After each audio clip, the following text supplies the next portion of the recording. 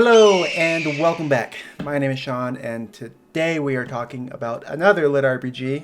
I've been on a roll with these, but that is Dungeon Crawler Carl. I'm going to keep this review pretty spoiler free. I will have a small teensy tiny section that I do want to talk about a few specific running gags and also talk briefly a little bit about book 2 without really giving too many things away, but I will have that all marked down below by timestamps, so do not worry. I'll try to keep away from any major spoilers, at least for this book. The next books I will be diving into spoilers because I will absolutely be reading the next books.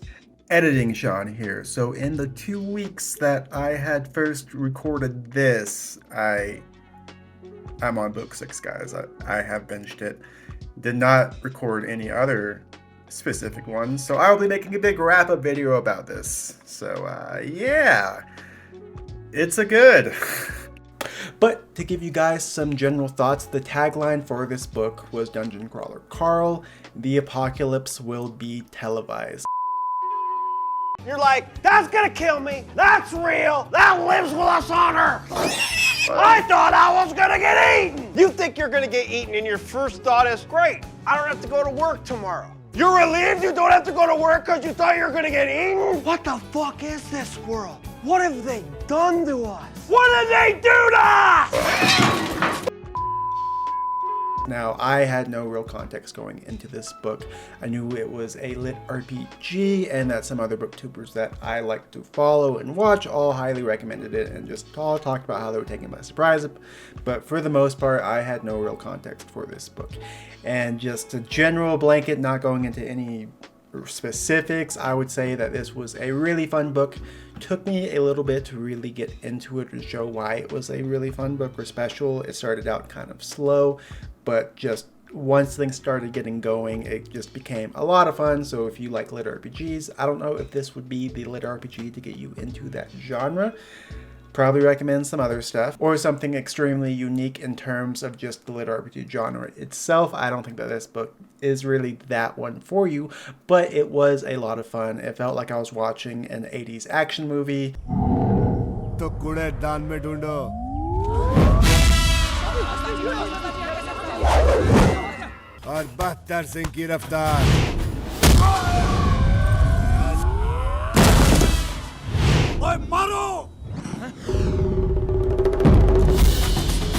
Mixed in with some just hilarity mixed in there, hijinks, and just overall I got through this really quickly.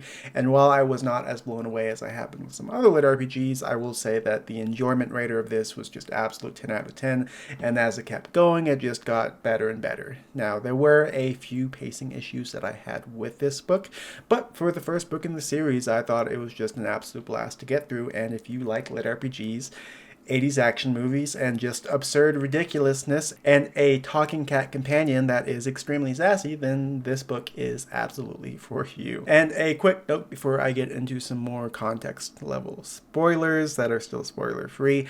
I do want to talk about the physical form versus the audiobook form. I know some people picked up the audiobook. I absolutely love the cover of this, but Jeff Hayes, the narrator for this book, just did such an amazing job with how he actually performed on this. The entire time, Carl had a voice that was very reminiscent of like Patrick Warburton, which I am a huge fan of.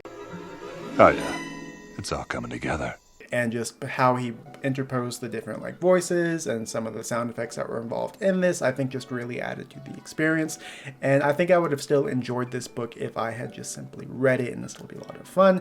But this is one of those books that I think actually does a lot better with the addition of a narrator. So you should absolutely check that on Audible or whatever type of listening service you use. Not sponsored or have any kickbacks, so there is no financial benefit for me saying this. But I will say that it does absolutely add a level to this that I've seen with a few other books, but for this book especially, highly recommend. Now, where I do think that this book was pretty unique, and one of the things that made it extremely interesting was that this whole lit RPG thing was set up as the idea that it actually is a reality TV show. And so you got all of those politics of reality TV going in there, the whole production thing, ratings, how that is later influencing companies' financial profits, and what if those companies are taking over your planet and using that to like really fun things, especially when that comes to life or death situations. I think it does talk a little bit about the exploitation of just modern reality TV in general, just on a much more extreme scale that could be considered satire. But some of the shining moments of this are not like when Carl is going through the dungeon doing really cool, fun, action, explodey things, but more just having him interact with the actual reality TV side of the thing. So kind of a unique spin I've seen on the Lit RPG. I've seen others where people like watch it and have kind of interactions back and forth, or how that can feed back into the plot, but this was just such a major aspect of it I wanted to mention, and I think Dungeon Crawl Carl does an absolute amazing job, and probably one of the best jobs of actually incorporating reality TV with Hunger Games-esque dungeon exploring and death and mayhem. So fun little mixture of the two. Was a burglar, wasn't it, Lucas? He was trying to steal things. He looked hungry. When he saw I had the gun, he put his hands up and said, "Please don't shoot." Well, and that's exactly what you did, You right? shot him in the leg, didn't you? You put one right through the kneecap, right? Yeah, it was like bang really loud, and he fell down screaming. Now, diving into some of the characters without giving too much away, two of the main characters, and this is obviously Carl, name in the title, who is kind of like an everyman, just very salt of the earth, kind of rough around the edges, but has a good heart, and his cat, Donut, grand champion and best in dungeon. Mr. Chief, face the camera. Donut, as a brief little spoiler, gets actually intelligent very early on in the series, and if you ever wanted a talking cat companion that was extremely sassy, this one did it hilariously and very well. And as you're going through the characters of this gruff everyman and this very prissy Persian cat that just believes that she is an absolute royalty and just general cat things, the dynamic between the two was really fun. I think that Carl still had an amazing personality and was very like fun doing that, but I think this shined just because you had that combination of the two of them that I just think elevated everything. So like I mentioned before, this isn't like some mind-blowing just literary masterpiece, but just for an absolute fun level and having a blast, I think the combination of the two, especially with interactions with the reality television and some of the other people moving on here, there are moments in this book that I was like generally laughing around, which for me is always a great sign, because sometimes I'll find things funny and maybe I'll get like a but there were moments in this book where I was just like so caught off guard that I was like legitimately laughing out loud. So just whenever an author can balance that personality with like plot and kind of like little bits of philosophical stakes, and also just making me like actually like belly laugh on there, I think that just makes the book a little extra special. Now, the world building in this, I wouldn't say there's anything particularly new to what was done in this book, but the combination of how they used it was very interesting. The dungeon, it kind of takes place over Earth, just as back at the blurb, spoilers, you know, aliens came, kind of took over Earth and just created a massive dungeon to televise their whole really crazy dungeon type of events. The way that they did this is most of the dungeons and stuff that go on there actually used a lot of Earth material. So you're not teleported off into some grand epic fantasy type of location. Instead, you're seeing kind of Earth things and certain bosses in these kind of being weird satirical combinations of things that you wouldn't expect. There's a boss in there later on that's just a really juiced up guy that gets mixed in with some animals. You have crazy cat ladies, the hoarders, just all these weird combinations with things. Ты готов сыграть? Да. Подожди. Приглашаю в эту студию 12-го чемпиона мира по шахматам, международного гроссмейстера, заслуженного мастера спорта СССР Анатолия Карпова.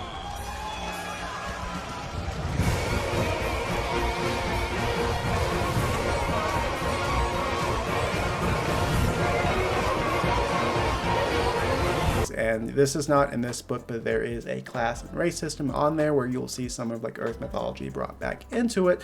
But the world building in this, I think, was a lot of fun. One of the funnest parts of this, and especially early on in the book, is just seeing how like the dungeon forms and what creative ways that you can use like generic urban fantasy Earth stuff and just like mix it in together in this dungeon like setting. And I thought that was a lot of fun. Like I said, getting into it was kind of clunky and it took me a little bit to get into it, but once the plot started moving and you started seeing like how creative the actual world was, and the author Matt Simmons did just an amazing job of actually like thinking through what the ramifications of certain things were, which is really important in the lit RPG series or any type of book that starts using like magic and class systems and stuff like that. Just watching the fallout of certain decisions and how certain things came to be, you could tell a lot of thought just went into it. So just from that addict thing, like not only is this kind of like dumb and fun and just a blast, but then you actually have very clever just ramifications of some of these choices that have come to play and just how everything kind of builds up on each other. It was just really amazing. And to talk a little bit about the class and magic system, in this book you don't really get to it as much, but they do have idea that like pretty much everything is a skill, which I rather enjoyed. So when Carl originally sees like skill list, you just see like everything from like repairing VCRs from 1995 to just basket weaving, and just the way that plays on there, and the idea of just you can level up these things, suddenly having certain understandings about how other things works. It was just a lot of fun. And for me, the shining point of this, aside from the action, absolutely was the humor. Matt Simmons just had a lot of personality put into this book, and like I mentioned, a lot of these moments in this book were just like gut busting like laughter for me. And just the interaction between the system AI, some of the reality TV show guests, the different crawlers, and just the dynamic back and forth between Carl and Donut was just so amazing that I just had a blast with that. But I don't want to spoil too many things with that, so don't watch this part if you want a complete clean slate of the book. I would just say go in blind, get past like the first 50 pages or so, or about like 2 hours worth of the audiobook, and then determine if you like it or not. But really fun. If you like lit RPGs, I think you're like this, or if you're just looking for something not necessarily super original but a fresh take on an established genre, then I would say this is absolutely worth a read. Now, very, very minor spoilers that I want to talk about. The back and forth between Carl and the system AI and the idea of a televised audience I thought was hilarious. When he finally gets to meet his like trainer Mordecai, and how they start talking about just the general dynamic of things, like, you know, if you think something's funny, then, or if you are getting mad about something that you think is a huge inconvenience, do not mention it because it's hilarious to the audience. So if you're like Carl and you're complaining about just how he does not have a pair of pants or shoes, and he's constantly just like screaming about it, then the audience will find that hilarious, and you will have ironic gift loot bags and just things in general that will just continue that hilarity. One running gag in this is like Carl goes in the dungeon just wearing boxers and no shoes, and that is hilarious to the system AI and the audience. So what does he get for his like special loot bags? Enchanted boxers that he literally cannot wear pants over, or they lose all of the bonuses that are legitimately keeping him alive. The system AI too is its own kind of chaotic entity in this, and it seems to have some very human-like characteristics, some of which are sexual deviancy. So when Carl's running around barefoot stomping on monsters, then the AI will suddenly go from just a cheery, fun like little voice to just like a creepy, heavy breathing, just talking about how much he loves Carl's feet. And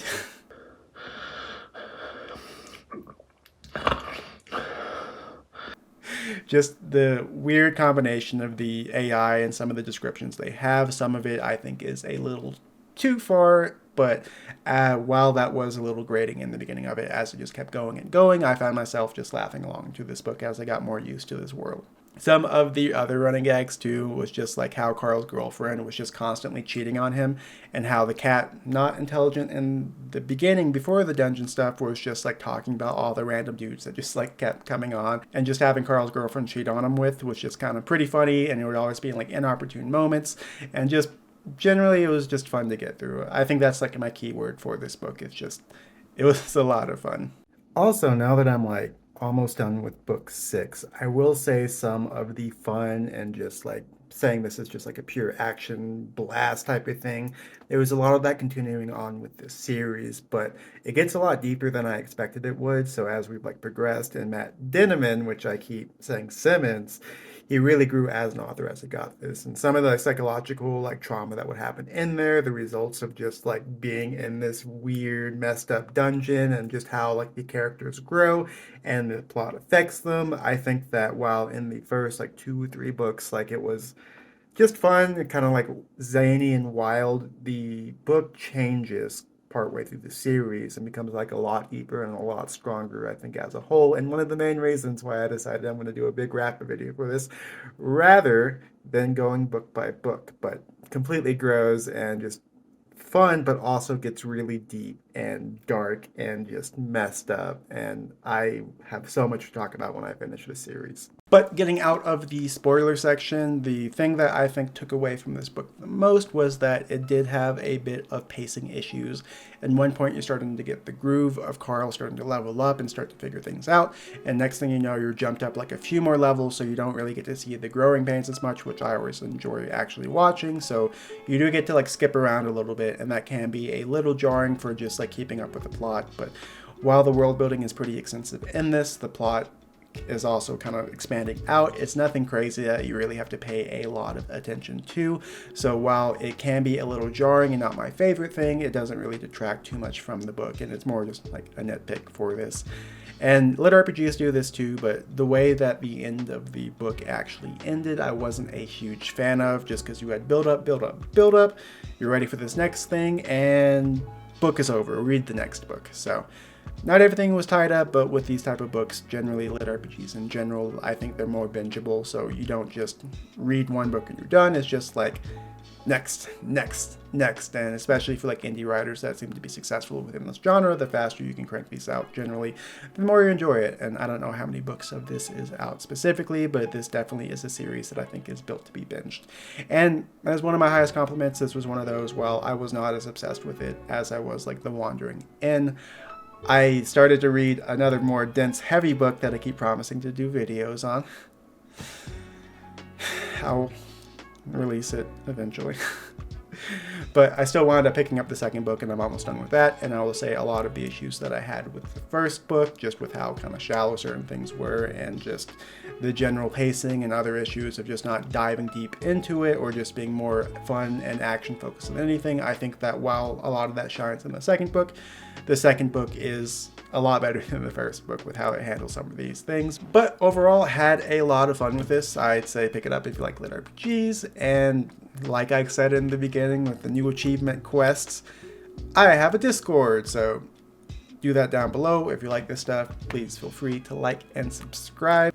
But as always, thank you all for your time. This was a lot of fun to actually read through, and I recommend it for anyone who likes lit RPGs. And as always, take it easy.